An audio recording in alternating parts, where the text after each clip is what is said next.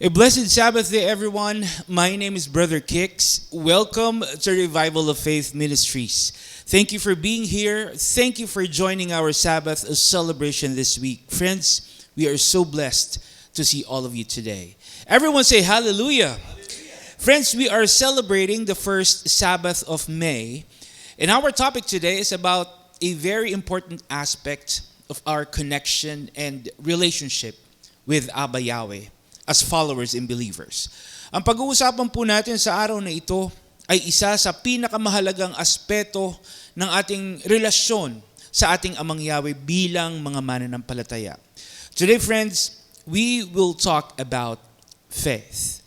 But before we start, please join me. Let us open our message today with a prayer.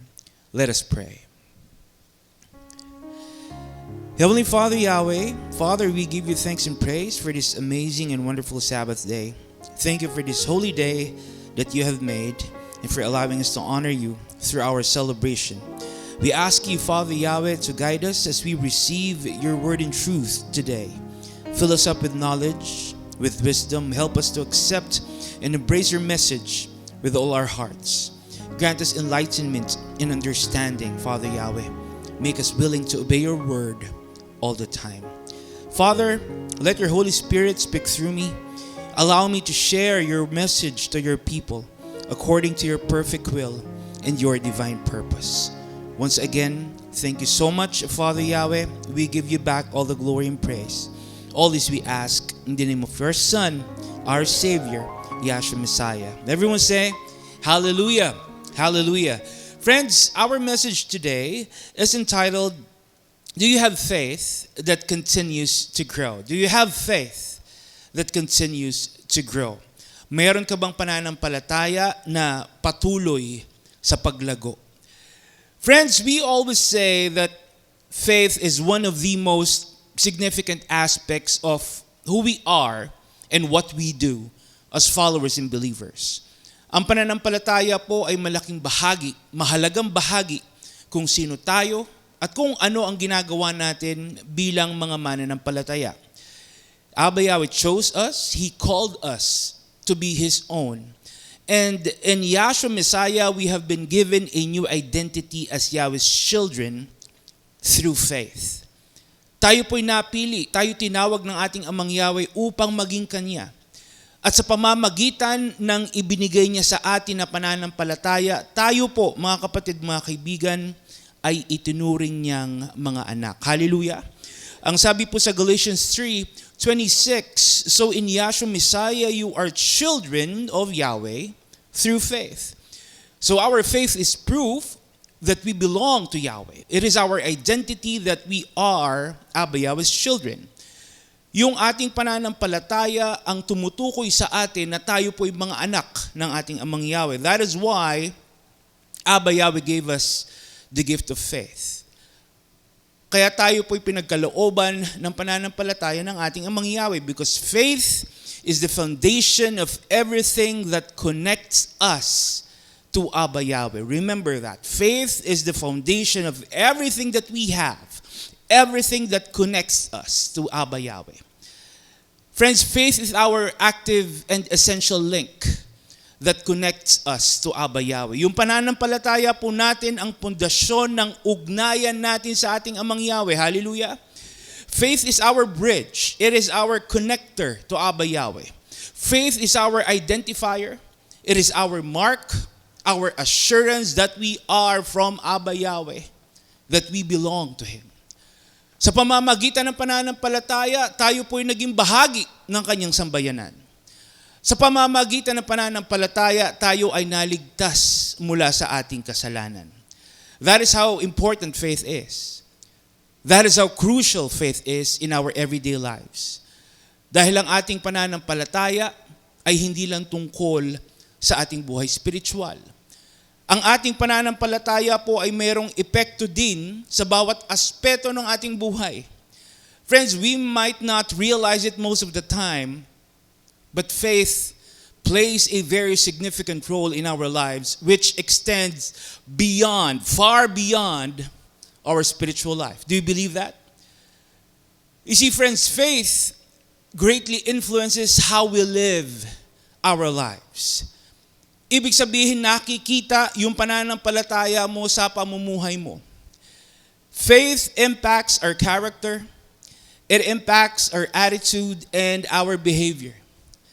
It affects our mentality and mindset, our relationship with people, our choices and decisions, our health, our well-being, our values and principles. Lahat po ito apektado ng ating pananampalataya. Because faith is incorporated into every aspect of our lives. Do you believe that? For example, mga kapatid, mga kaibigan, you are experiencing financial difficulties. You are going through financial crisis. Yung pakiramdam mo na kakapusin ka, pakiramdam mo kukulangin ka, and faith will remind you that Abba Yahweh will provide. Hallelujah. Or if you are experiencing sickness, if you are in pain, yung may sakit ka, pakiramdam mo nang hihina ka, friends, faith will tell you that Abba Yahweh will heal you from all your sickness and will renew your strength. Hallelujah.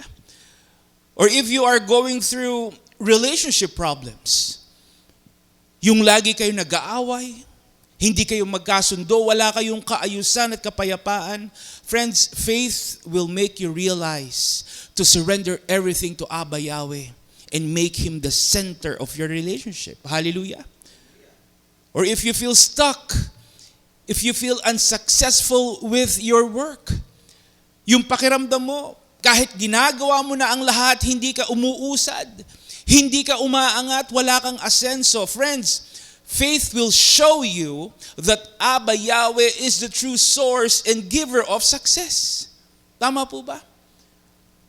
Or if you are worried, if you are anxious because of your failing grades, because of your failing studies, natatakot ka na baka mababa yung grades mo at hindi ka pasado.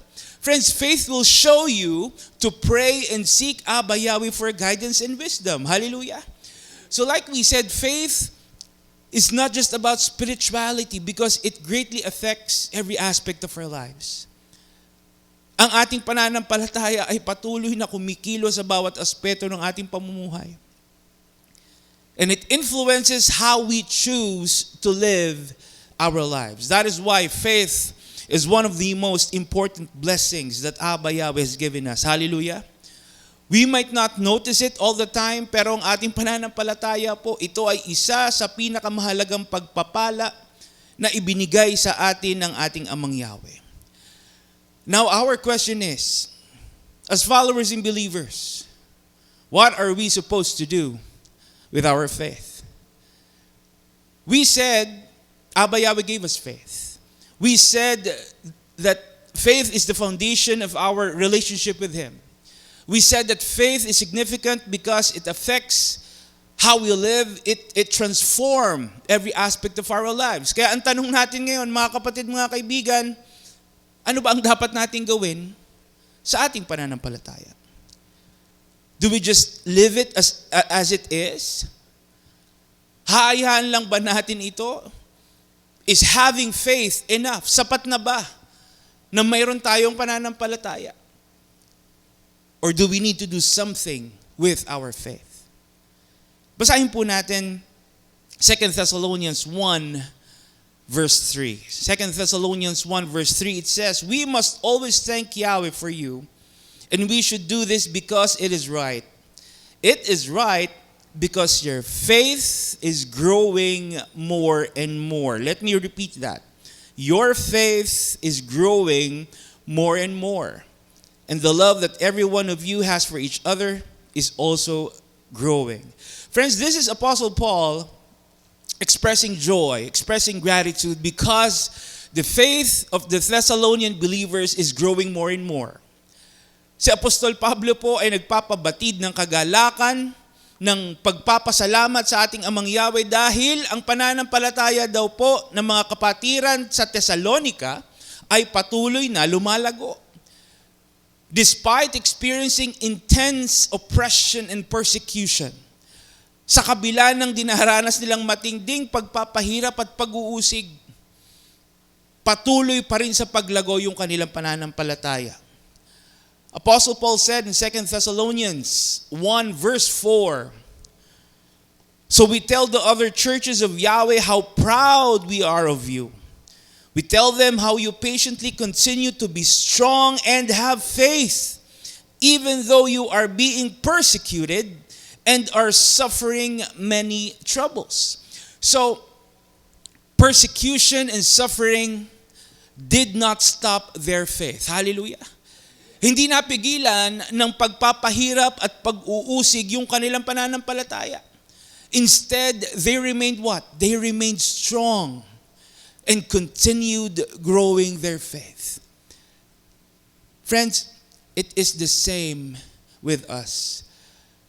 As present-day followers and believers, we must also grow and strengthen our faith more and more. Hallelujah. Patuloy po natin dapat palaguin ang ating pananampalataya. It means having faith is not enough. We can't just live it as it is when Abba Yahweh gave us faith. Hindi po sapat na mayroon tayong pananampalataya. Mayroon po tayong dapat gawin. Meron tayong dapat gawin, and that is to make sure that our faith continues to grow. Hallelujah. Remember, mga kapatid, mga kaibigan, faith is our bridge. It is our connection to Abba Yahweh. Ito po yung ugnayan natin sa Kanya, which means our faith must always be alive and must be active. Our faith must be alive and active all the time. Dahil kung ito yung ugnayan natin sa ating Amang Yahweh, dapat yung pananampalataya natin palaging buhay. Hallelujah. And keeping our faith alive also means growing our faith continuously. Bilang kaloob sa atin ng ating Amang Yahweh, dapat po patuloy nating palaguin, patuloy nating patatagin at palalimin yung ating pananampalataya. Huwag po natin itong pababayaan. Huwag nating hayaang manghina. Huwag po natin itong ipagwalang bahala. Dapat patuloy natin itong kalingain at pahalagahan. You know why? Because our faith is meant for our good. Our faith is for our good. Ang ating pananampalataya ay para sa ikabubuti din natin, mga kapatid, mga kaibigan. That's why Abba Yahweh gave us faith. That's why He gifted us with faith, so we could benefit from it, so we could be well because of our faith. Do you believe that? In the book of Matthew, there are 3 notable stories about different individuals who benefited from their faith. Mababasa po natin na sila po ay napabuti dahil sa kanilang pananampalataya. In Matthew chapter 8 to 9, we can read about a man with leprosy, a woman bleeding for 12 years, and 2 men that were blind. Isang lalaki na may sakit sa balat, isang babae na matagal na panahon ng dinudugo, at 2 lalaki na hindi makakita. And we can read that all these individuals wanted one thing. They wanted one thing. They wanted healing. Lahat po sila gustong gumaling. They wanted to be cured. They wanted to be free from their sickness and their condition. But if we will think about it, masasabi natin na parang wala ng lunas yung mga kalagayan nila. Tama po ba? You see, leprosy was considered incurable in biblical times. Wala pong gamot noon para sa sakit na ito. That is why it was often perceived as a death sentence. It was perceived as a divine curse. And the woman that was bleeding already consulted many doctors during her 12-year illness. So sa tagal ng panahon na siya po ay dinudugo, marami na rin po siyang kinonsultang mga manggagamot, but no one was able to cure her. She spent all her money on treatments, but instead of improving, ano po nangyari? Her condition just got worse. Mas lalo daw pong lumubha yung kanyang kalagayan. And the 2 men had been blind for a significant time. It means their blindness was a long-term condition. Matagal na po silang hindi nakakakita. That is why if we think about it, we can say that their conditions were already hopeless dahil sa kawalan ng lunas ng kanilang mga sakit. But you know what, friends? They did not allow their situation to stop them and hinder their faith. Hallelujah! Kahit walang pag-asa, kahit walang kasiguraduhan na gagaling sila, patuloy pa rin silang naniwala at nanampalataya. Despite being a hopeless case, they didn't lose faith. Instead, they kept holding on to their faith. Kahit sila mismo, alam nila na hindi na sila gagaling, mas pinili pa rin nilang manampalataya. Hallelujah! The thing is, these individuals chose to keep their faith alive. They kept their faith alive. That's why their faith made them well. Sila po ay gumaling. Sila po ay napabuti dahil sa kanilang pananampalataya. In their stories, we can read that they all had an encounter with our Messiah Yeshua. Tama po ba? At hiniling po nila sa ating Messiah Yeshua na sila ay pagalingin. Pero ano po ang sinabi ng ating Messiah Yeshua sa kanila?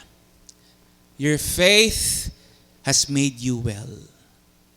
Your faith has made you well. Sila ay pinagaling ng kanilang pananampalataya.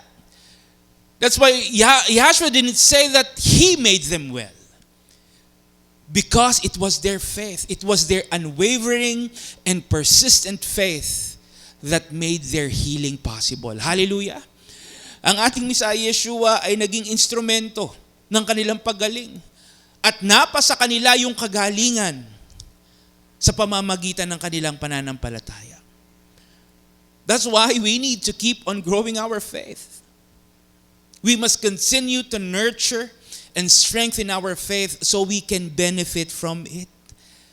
Kaya ano po ang paalala sa atin sa 1 Peter 5 verse 9? Basahin po natin sa Tagalog.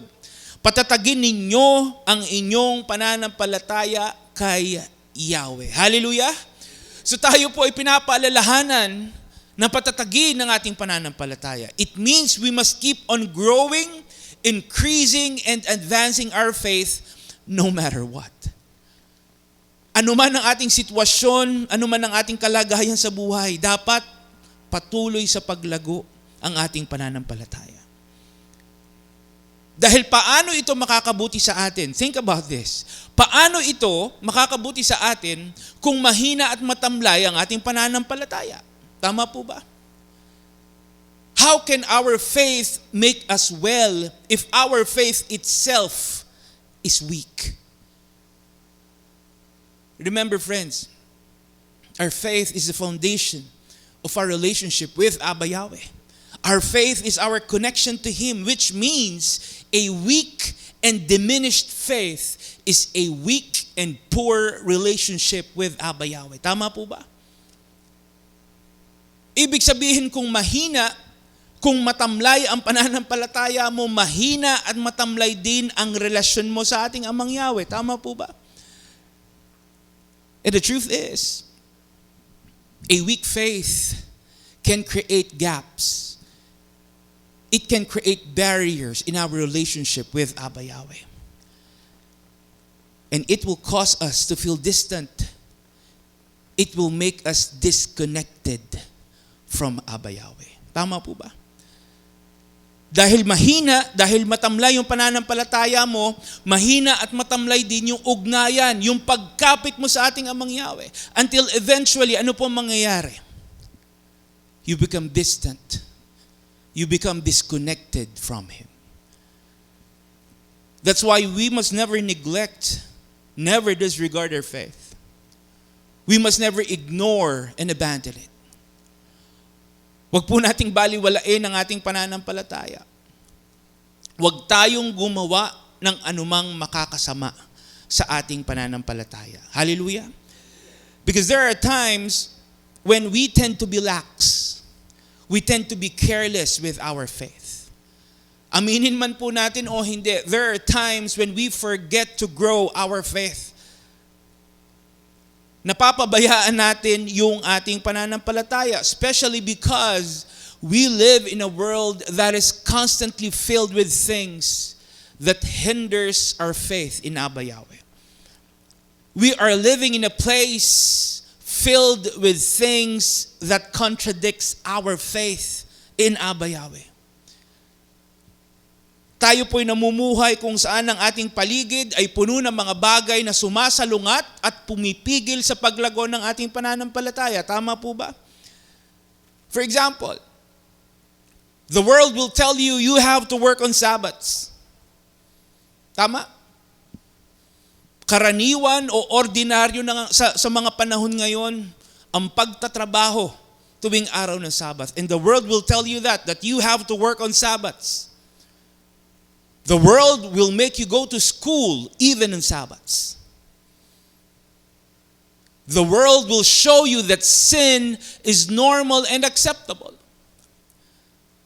The world will convince you that obeying Yahweh is no longer necessary. Ipapakita sa iyo ng sanlibutan na hindi na kailangan ng pagsunod. At sasabihin sa iyo ng sanlibutan, gawin mo na kung anong gusto mong gawin. Enjoy and live life to the fullest. Ito po yung ginagamit ng kaaway. Remember that. Ito po yung ginagamit ng kaaway para dayain tayo, para guluhin tayo at yung ating pananampalataya. Ito yung ginagawa ng kaaway para pigilan yung paglago ng ating pananampalataya. And remember, the enemy will do everything. He will do everything to derail and disrupt our faith. The enemy will use everything to weaken and to stop our faith from growing. Lahat gagamitin ng kaaway. Lahat gagawin ng kaaway. Our work, our livelihood, our finances, our relationships, our health, our plans and goals, the people around us, the problems we face. Friends, even the blessings we enjoy. Lahat yan, gagamitin ng kaaway para manghina, para masira yung pananampalataya natin sa ating Amang Yahweh. The enemy will manipulate all these things in our lives to make us believe that having faith in Yahweh is useless. He will make us believe that having faith in Abba Yahweh is unnecessary. You know why? Para po masira, para mawala yung relasyon at ugnayan natin sa ating Amang Yahweh. Para mailayo niya tayo mula sa ating Amang Yahweh. Friends, remember this. The enemy wants to steal what belongs to Abba Yahweh. The enemy wants to steal what belongs to Abba Yahweh, and that includes us. Tama po ba? Gusto tayong agawin ng kaaway mula sa ating Amang Yahweh. Kaya ano po ang sabi sa John 10, verse 10, a thief comes to steal, kill, and destroy. But I came so that my sheep will have life and so that they will have everything they need. The passage is referring to the enemy as what? A thief. At ang sabi po mga kapatid, ang magnanakaw ay dumarating para saan? Para lang manguha, pumatay at mangwasak. Alright? And remember this, kasama po tayo sa pilit na kinukuha ng kaaway. At yung pananampalataya natin ay pilit na pinapatay at winawasak ng kaaway. Tama po ba? The enemy is stealing us, taking us away from Abba Yahweh by attacking our faith and destroying our relationship with Abba Yahweh. And you know what? One of the enemy's tools to attack our faith is doubt. Bakit po doubt, mga kapatid, mga kaibigan? Bakit doubt ang ginagamit ng kaaway? Because doubt contradicts our faith. Tama? Doubt opposes what faith is telling us to do. Tama po ba? You see, faith is rooted in trust. It is rooted in confidence in Abba Yahweh. Faith is believing in what we cannot see. Faith is fully trusting that Abba Yahweh's plan is perfect. Hallelujah. even when things are challenging and uncertain. Ganyan ang pananampalataya. Now, on the other hand, doubt leads to uncertainty. It leads to hesitation. Doubt challenges the trust and confidence we have in Abba Yahweh. Doubt causes us to question Abba Yahweh's goodness and faithfulness, especially when things are challenging and uncertain. Mga kapatid, mga kaibigan, habang dumaranas tayo ng problema, the enemy will inject doubt in our hearts upang mangibabaw sa atin yung pag-aalinlangan, para pagdudahan natin ang ating Amang Yahweh, para talikuran natin ang ating pananampalataya. Remember, friends, the enemy's goal is to make us doubt Abba Yahweh.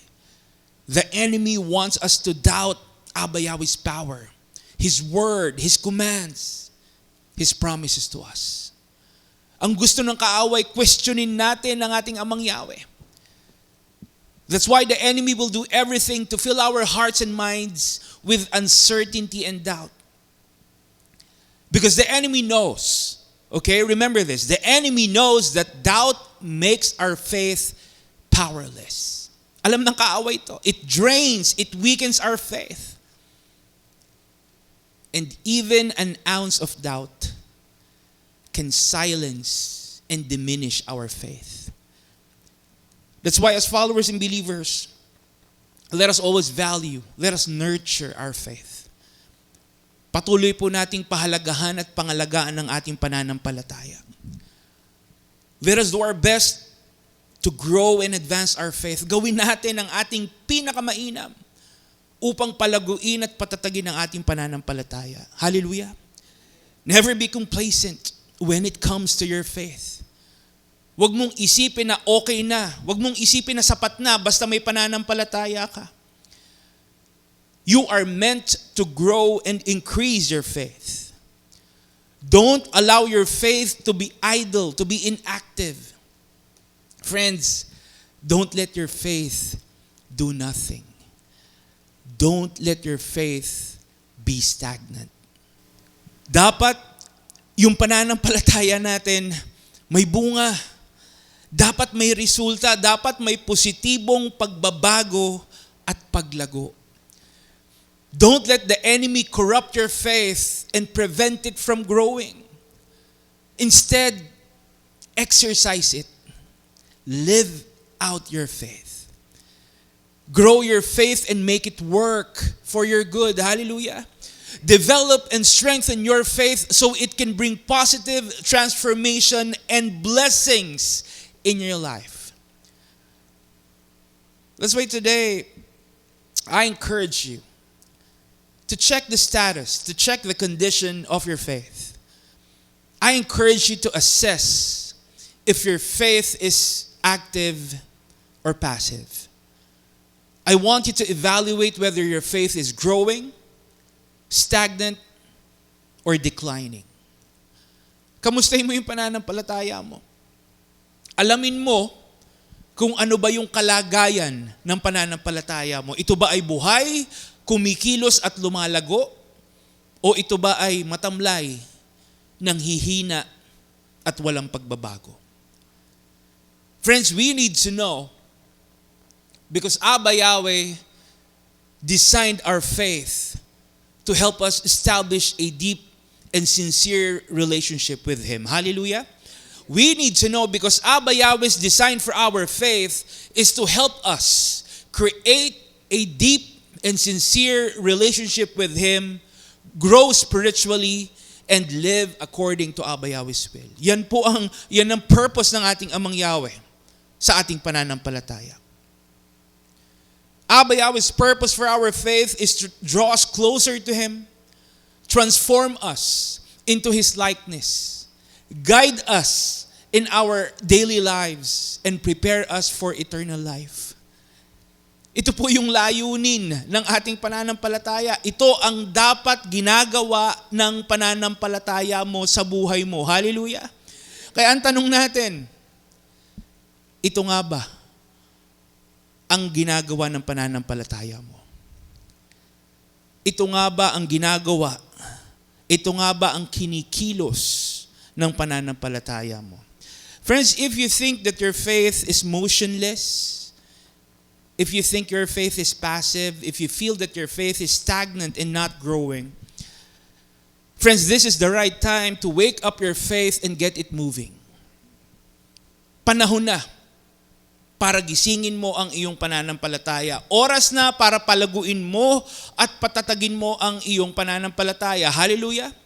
Ano po ang sabi mga kapatid ng mga apostol sa Luke 17 verse 5? The apostle said to Yahshua, increase our faith. Increase our faith. Friends, the apostles wanted their faith to what? To grow, to increase. They wanted their faith to advance. Gusto ng mga apostol lumago pa yung kanilang pananampalataya. Kaya bilang mananampalataya, dapat po tayo din. Dapat gustuhin din nating lumago, tumibay, lumalim, at madagdagan pa yung ating pananampalataya. Hallelujah!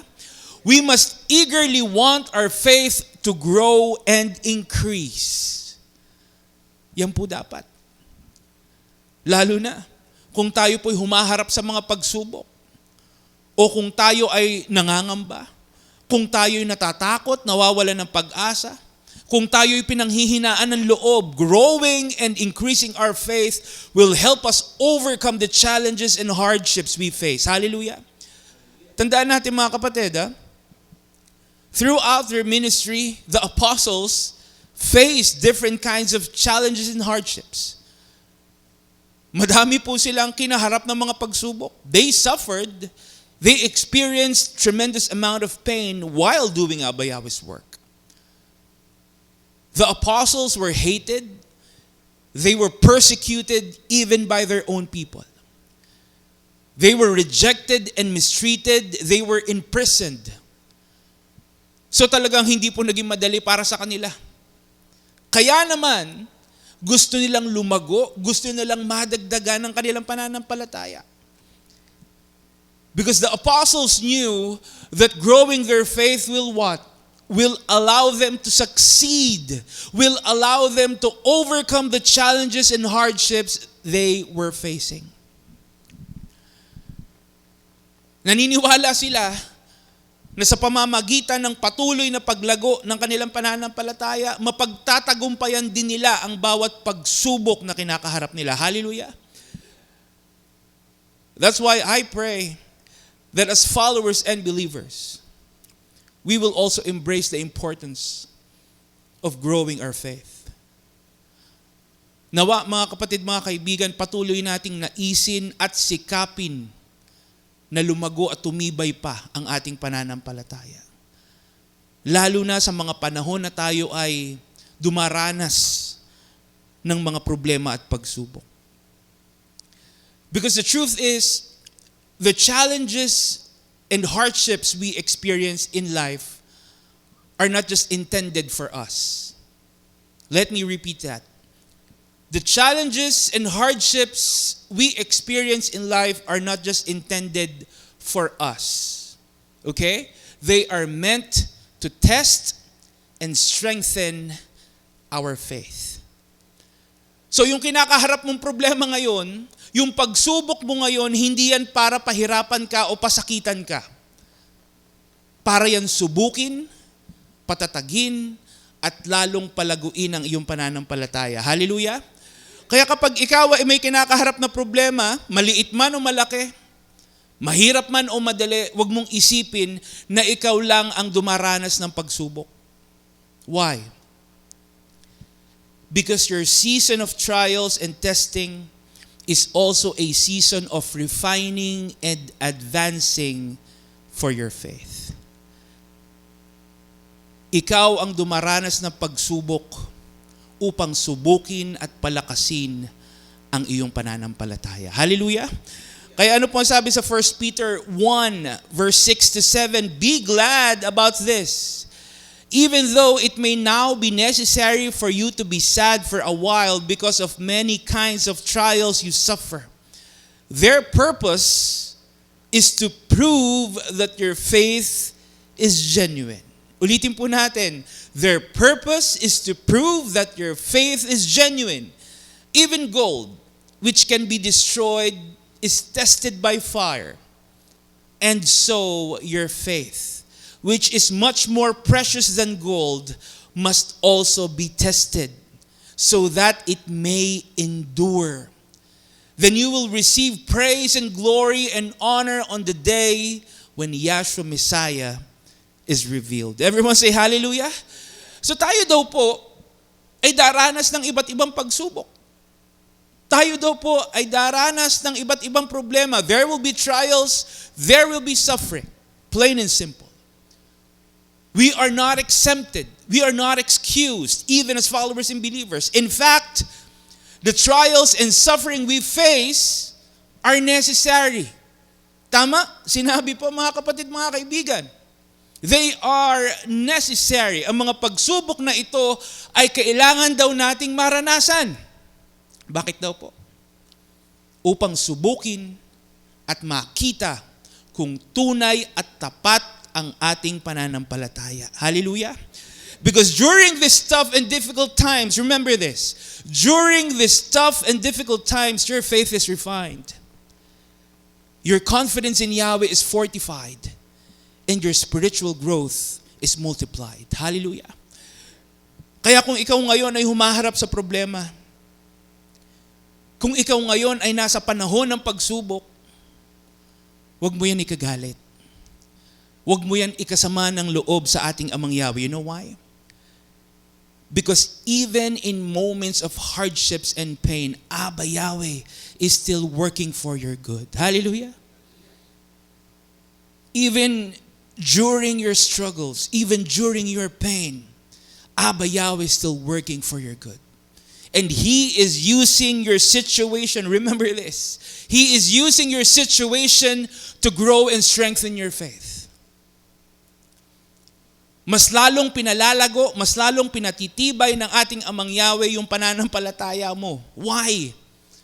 Upang malampasan at mapagtagumpayan mo yung mga problema at pagsubok na kinakaharap mo. Hallelujah! So don't think that Abba Yahweh is allowing hardships, He is allowing difficulties to happen in your life just to cause you pain. Hindi yan para pahirapan ka. The thing is, you are in that situation.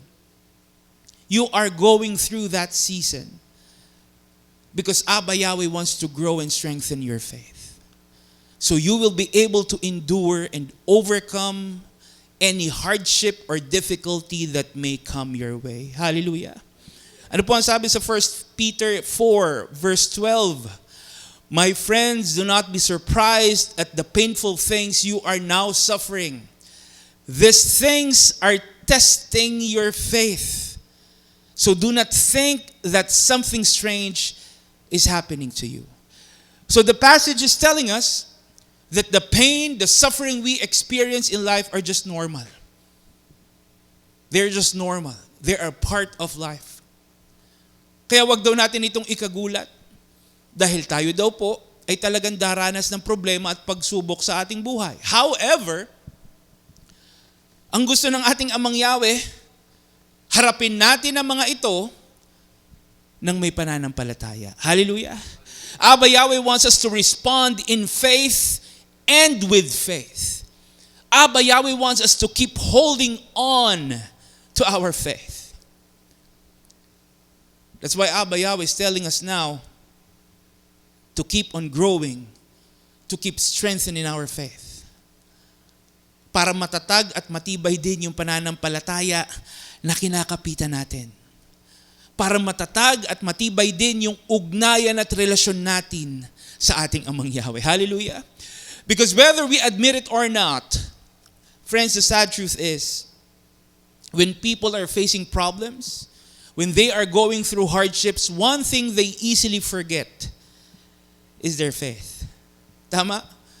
The moment they encounter challenges, people tend to disregard their faith instead of responding with faith. Imbis na lalong palaguin at patibayin, nalilimutan at nababaliwala nila ang kanilang pananampalataya. Imbis na lalong kapitan at panghawakan, ano nangyayari? Binibitawan pa nila ang kanilang pananampalataya. Tama po ba? Kaya anong nangyayari mga kapatid, mga kaibigan, napupuno sila ng takot, napupuno sila ng pangamba.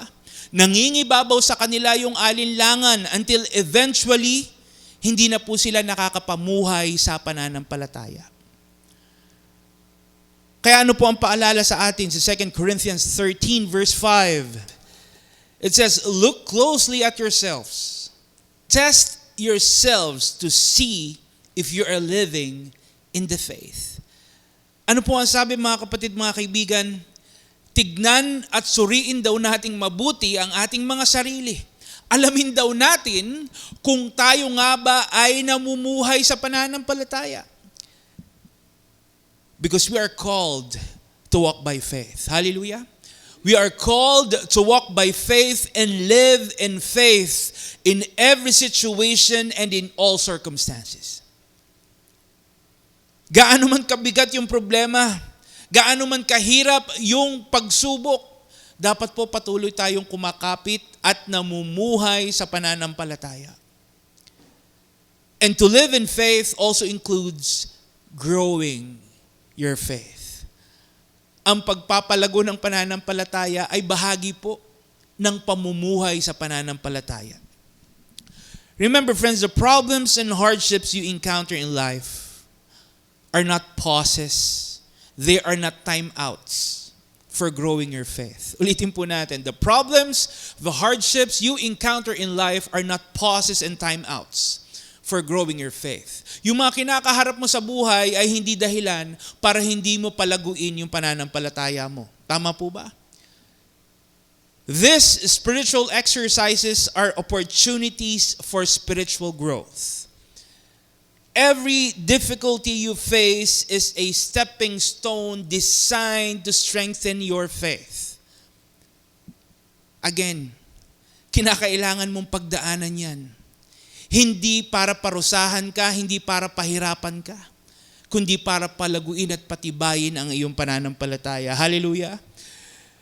That's why it is up to us how we will respond. It is up to us how we will react to the problems and challenges in our lives. It is up to us if we will respond in faith and react with faith.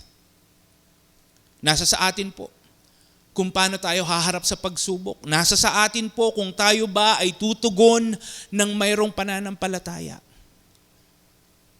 Kung haharap ba tayo sa bawat pagsubok ng nakakapit sa ating pananampalataya. The thing is, instead of looking at difficulties as an excuse not to grow your faith, friends, use these moments to seek Abba Yahweh more and draw closer to Him. Huwag mong hayaan yung problema, yung pagsubok na ilayo ka sa ating Amang Yahweh. Sa halip, gamitin mo yung pinagdaraanan mo upang palaguin pa at patibayin pa yung pananampalataya mo. Hallelujah!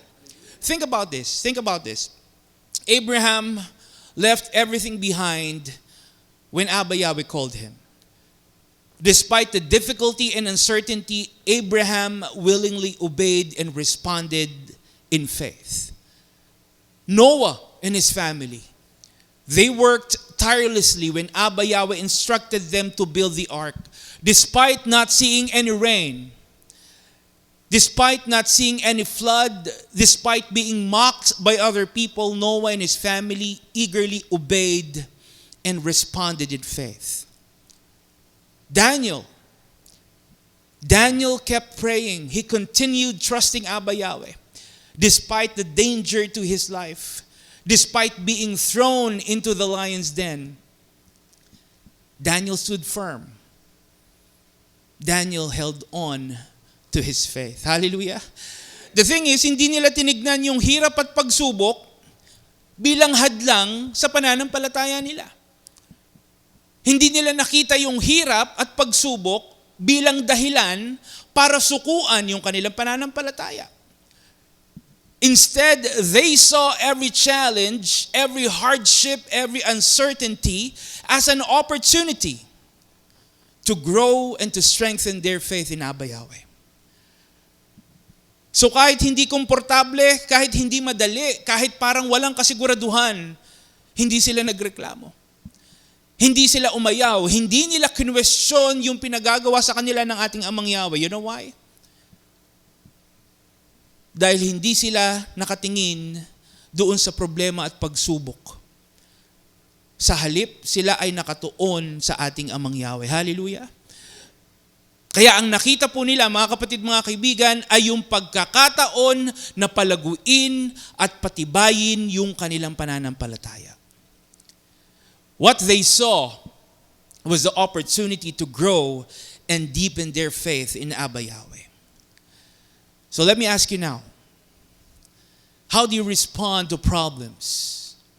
How do you respond to challenges? Paano ka humaharap sa pagsubok? Tinitindigan mo ba ang iyong pananampalataya o baka binabaliwala mo ito dahil sa problema? If you are experiencing a raging storm in your life, or if there is a huge mountain blocking your way, or if there is a giant standing in front of you, how would you react? Ano ang una mong gagawin? Matatakot ka ba? Mag-aalinlangan ka ba? Mangangamba ka ba? Panghihinaan ka ba ng loob? Mawawalan ka ba ng pag-asa? Susuko ka na lang ba? Bibitiw ka na lang ba sa pananampalataya mo? Will you just easily quit on your faith?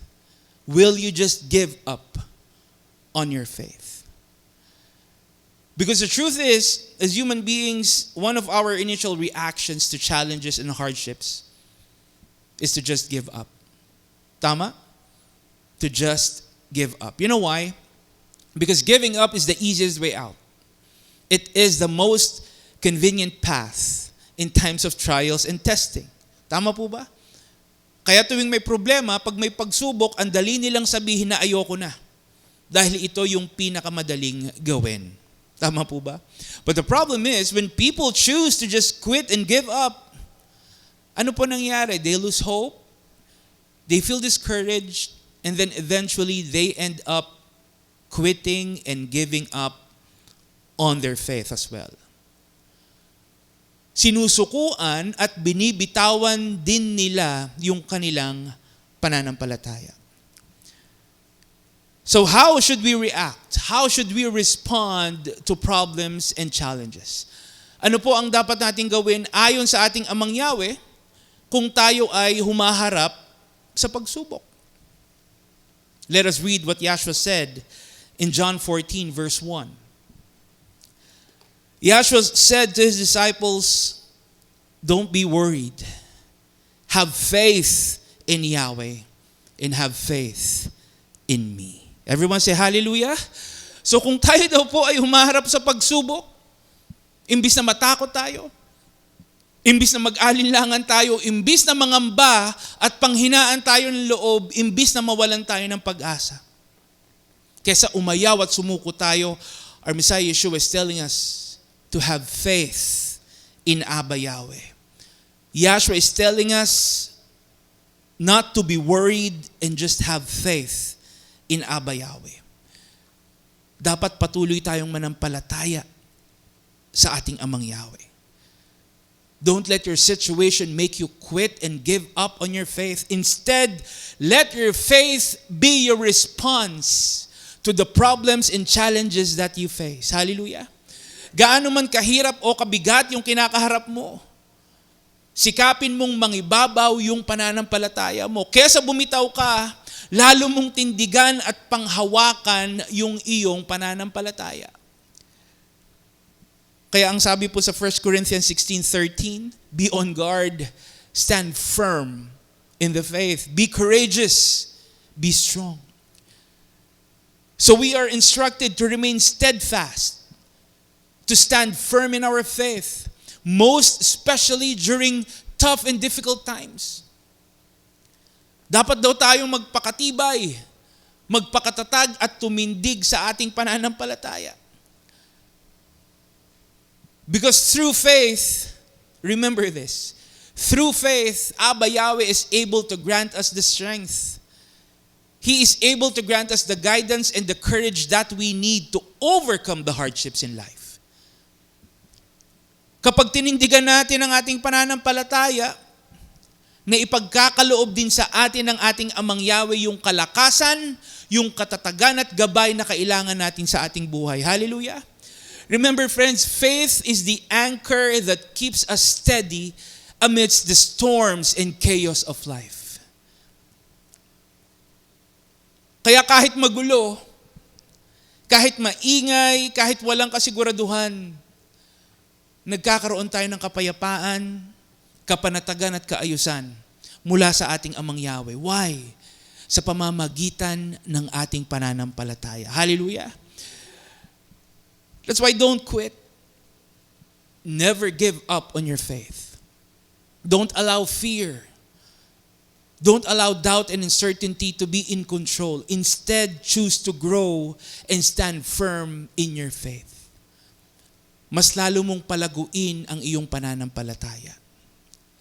And as you grow your faith, friends, you will realize that Abba Yahweh's miracles are part of your everyday life. Hallelujah! Habang pinapalago mo yung pananampalataya mo, mas lalo mong makikita yung pagkilos ng ating Amang Yahweh sa iyong buhay. Kaya ang tanong po natin ngayon mga kapatid, mga kaibigan, paano natin palalaguin ang ating pananampalataya? How can we effectively grow and increase our faith? Well, first off, growing and increasing our faith is not a one-time achievement. It cannot be attained overnight. It can't be forced. It cannot be rushed. It is not instant. Ang pagpapalago ng pananampalataya ay hindi lang ginagawa ng isang beses. Hindi po ito pwedeng pilitin, madaliin, at agaran. Friends, growing and increasing one's faith is a lifelong journey. It is an ongoing process that requires persistent effort. Ang pagpapalago ng pananampalataya ay dapat tuloy-tuloy na ginagawa habang tayo ay nabubuhay. Hallelujah! It is a steady, gradual process that happens over time. Hindi po overnight. This happens over time through daily actions, reflections, and experiences. Just like a seed. Just like a seed that needs nurturing to grow, friends, our faith also requires constant care and cultivation to develop and increase. Kaya ang tanong natin, paano ba natin pangangalagaan at palalaguin ang ating pananampalataya? Well, one of the most powerful and effective ways to grow our faith is by immersing ourselves in Abba Yahweh's Word. By immersing ourselves in Abba Yahweh's Word.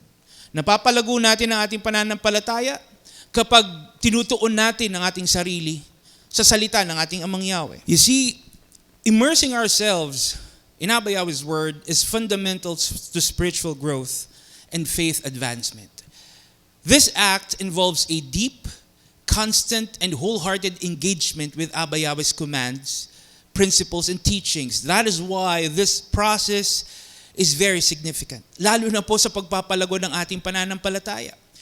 Because it involves dedicating time, understanding, and attention to reflect and apply Abba Yahweh's Word in our daily lives. Tama po ba?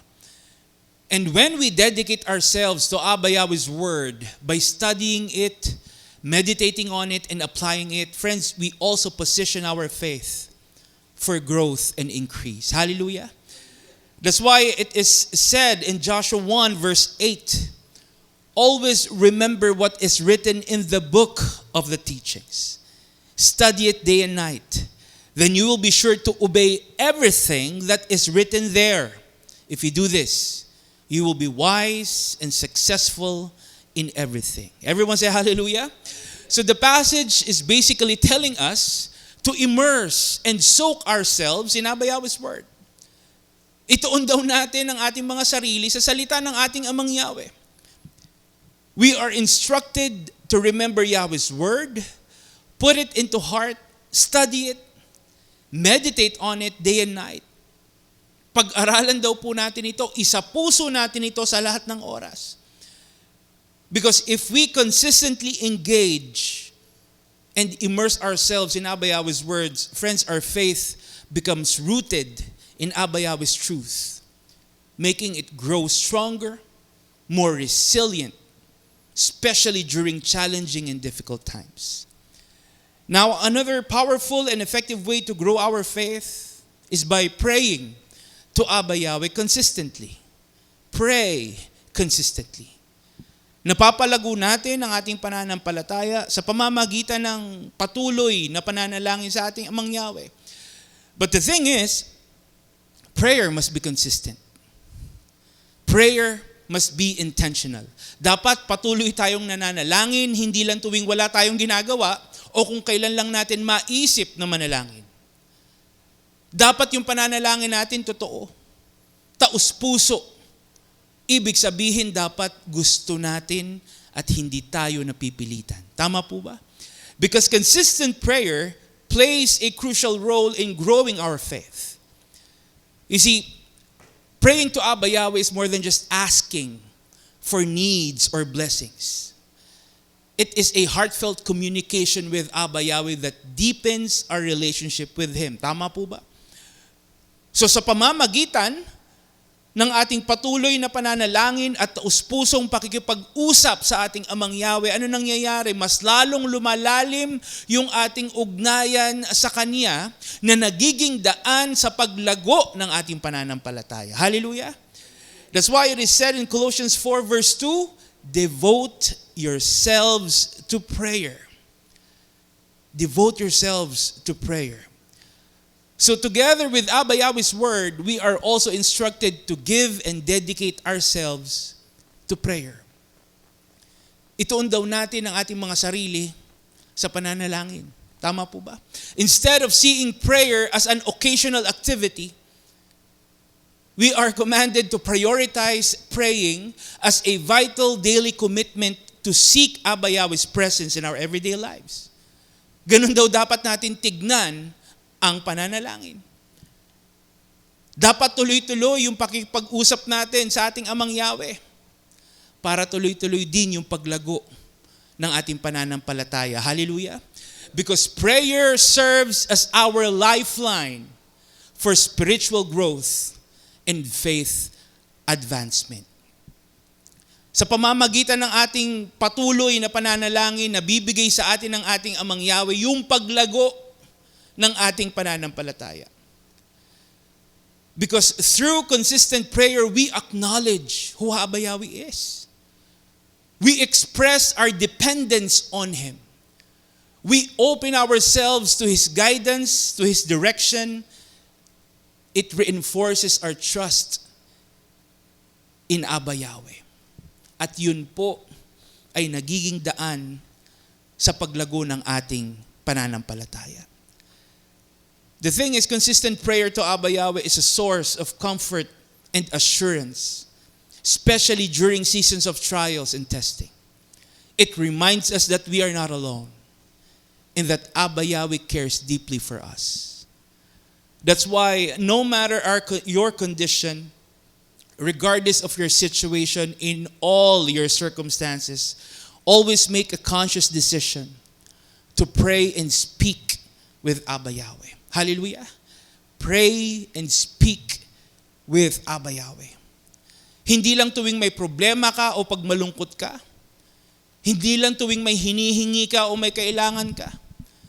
Hindi lang tuwing may kinakaharap kang pagsubok. In every season, remember this, in every season, joyful or painful, waiting or weeping, blessing or trial, hope or despair, fulfillment or delay, always choose to pray. Hallelujah. It means make praying to Abba Yahweh your way of life. Make it your way of life.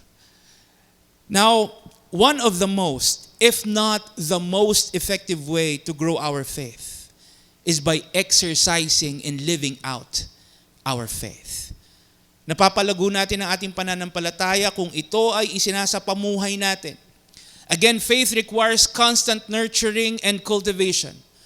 And for us to achieve that, we must exercise and live out our faith every single day. Dapat makita yung pananampalataya sa ating pamumuhay. Because growing our faith by reading Abba Yahweh's word and by praying to Him consistently will be pointless if our faith is not visible and evident in our lives. Tama po ba? Walang kabuluhan yung pagpapalago natin ng ating pananampalataya kung hindi naman ito nakikita sa ating pamumuhay. You see, faith is like a muscle. Faith is like a muscle. The more you exercise it, the more it will grow. Tama? The more you exercise it, the more it will grow. Patuloy sa paglago ang ating pananampalataya kung ito ay patuloy ding gumagana, kumikilos at nagagamit. On the other hand, faith will just be passive belief if not manifested and lived out. Yung pananampalataya po ay islamang paniniwala kung ito ay hindi na isa sa pamuhay o na ipapakita. That's why if we truly want spiritual growth, if we want increase, we must actively exercise and live out our faith. Hallelujah. When we say exercise our faith, it means we are putting our faith into motion.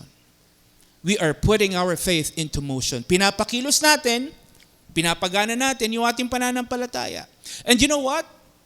This could be as simple as offering kindness, even when it's inconvenient for you. It can be as simple as choosing to forgive even when you are deeply hurt. It can be serving others even when it's difficult.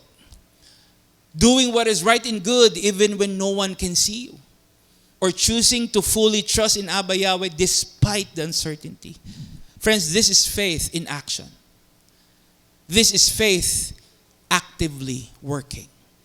And every action, every deed, no matter how great or small, is a physical expression of our faith, which is a step forward to spiritual growth. Hindi lang sa isip natin, hindi lang paniniwala, hindi lang sa salita o sinasabi. Nakikita yung ating pananampalataya. Hallelujah! We are physically expressing and demonstrating our faith. It means we are actively living out our faith. Isinasapamuhay natin yung ating pananampalataya. And you know what, mga kapatid, mga kaibigan, the best way to live out our faith is through obedience to Abba Yahweh. The best way to live out our faith is through obedience to Abba Yahweh. Na isasapamuhay natin yung ating pananampalataya sa pamamagitan ng pagsunod sa ating Amang Yahweh. Hallelujah! Hindi kasi tayo tinawag ng ating Amang Yahweh para lang maniwala sa Kanya. Abba Yahweh didn't just call us to believe in Him. He didn't call us to just believe and know Him. Abba Yahweh gave us faith. He wants us to walk and live by our faith. Ang gusto ng ating Amang Yahweh, isapamuhay natin yung ating pananampalataya. Kaya ano pong sabi sa Habakkuk 2 verse 4, I, Yahweh, refuse to accept anyone who is proud. Only those who live by faith are acceptable to me. Everyone say hallelujah. So ang nakalulugod at katanggap-tanggap para sa ating Amang Yahweh ay sino daw po? Yung mga namumuhay sa pananampalataya. You know why? Because those who live by faith obey Abba Yahweh. Those who live by faith obey Abba Yahweh. At yun ang gusto niyang makita mula sa atin. Abba Yahweh wants us to grow and strengthen our faith by living out our faith through obedience to His word and commands. Ano man ang ating sitwasyon, ano man ang ating pinagdaraanan, Abba Yahweh wants to see our faith through our obedience. He wants to see from us a faith that obeys. Ang dahilan kasi ng iba, mga kapatid, mga kaibigan, ang dahilan ng iba, ang dami nang problema, ang dami pang kailangan sundin. Ang dahilan ng iba, ang hirap na nga ng buhay, ang hirap na nga ng mga problemang dirananas, ang dami pang kailangan gawin. These are the usual excuses of people who claim they have faith but doesn't want to obey. Meron silang pananampalataya pero wala silang pagsunod. The thing is, kaya nga mayroong problema at pagsubok para palaguin at patatagin yung pananampalataya mo. Kaya pinalalago yung pananampalataya mo para mapagtagumpayan mo yung mga problema at pagsubok na kinakaharap mo. At para may paglago, dapat mong isapamuhay yung pananampalataya mo sa pamamagitan ng pagsunod. Hallelujah. Remember, you cannot separate growth from action. Remember this. You cannot separate growth from action. It means your faith will not grow without the necessary action. And that action needed to grow your faith is called obedience to Abba Yahweh. Hallelujah. That's why today, friends, I encourage you to make sure that your faith is alive and active. I want you to be sure that your faith is working and moving. I encourage you to start growing and increasing your faith. Siguraduhin po natin na yung pananampalataya natin ay buhay, kumikilos at lumalago. Siguraduhin po natin na patuloy tayong namumuhay sa pananampalataya. Siguraduhin natin na yung ating pananampalataya ay may kasamang pagsunod sa ating Amang Yahweh. Hallelujah! Because a faith that continues to obey Abba Yahweh is a faith that continues to grow. Ang pananampalataya na patuloy sa pagsunod sa ating Amang Yahweh ay patuloy din sa paglago. That's why as followers and believers, let us do our best to grow and increase our faith all the time. Patuloy po nating palaguin, patatagin ang ating pananampalataya sa ating Amang Yahweh. Let us achieve an actively growing faith by immersing ourselves in Abba Yahweh's Word, by dedicating ourselves to constant prayer, by exercising and living out our faith, and by stepping out in obedience to Abba Yahweh. Let us stay committed to growing and increasing our faith, knowing that as we do, we become stronger and more aligned with Abba Yahweh's purpose for our lives. Everyone say hallelujah. Friends, at this point, let me invite you once again to join me in prayer as we give thanks and praise to our Almighty Father Yahweh. Let us pray. Heavenly Father Yahweh, we thank and praise you once again for this wonderful Sabbath day. Thank you for the opportunity to gather in your presence, to praise and worship your mighty and most powerful name. Thank you, Father Yahweh, for your message that we received today. And with humble hearts, we thank you for the gift of faith that you have graciously planted within us. Please strengthen our faith, Father Yahweh. Help us walk boldly in your word and obey your commands all the time. Fill us with your Holy Spirit to guide us, empower us, and deepen our trust and relationship with you. Father Yahweh, we acknowledge that a growing faith is demonstrated through obedience to your word and commands. That's why we ask you, Father Yahweh, to help us live according to your will and purpose for us. Help us to remain committed to seeking you, even as we go through challenges and difficulties. Remind us to obey you out of love and reverence for you. Grant us the willingness to follow your ways, even when our faith is being tested. And may our actions always reflect our faith in you. We pray and trust that through our obedience, our faith in you will grow. Our relationship with you will flourish, and you will strengthen us for every good work. Thank you once again, Father Yahweh. This we ask in the name of your Son, our Savior, Yahshua Messiah. Everyone say, hallelujah, hallelujah. Again, friends, thank you so much for joining our Sabbath celebration today. And may your faith in Abba Yahweh continually grow, increase, and advance, always and in always. A blessed and a meaningful Sabbath day. Revival of Faith Ministries. Hallelujah. Praise Yahweh. Let's go ahead and stand up and receive Abba Yahweh's blessings. Yavareka ka Yahweh v'yishmereka, Yair Yahweh paneveleka v'kunika, Yesa Yahweh paneveleka v'yesem leka. Shalom. May Yahweh bless you and keep you. May Yahweh make shine His face on you and be gracious to you. May Yahweh lift up His face unto you and give you peace. Hallelujah.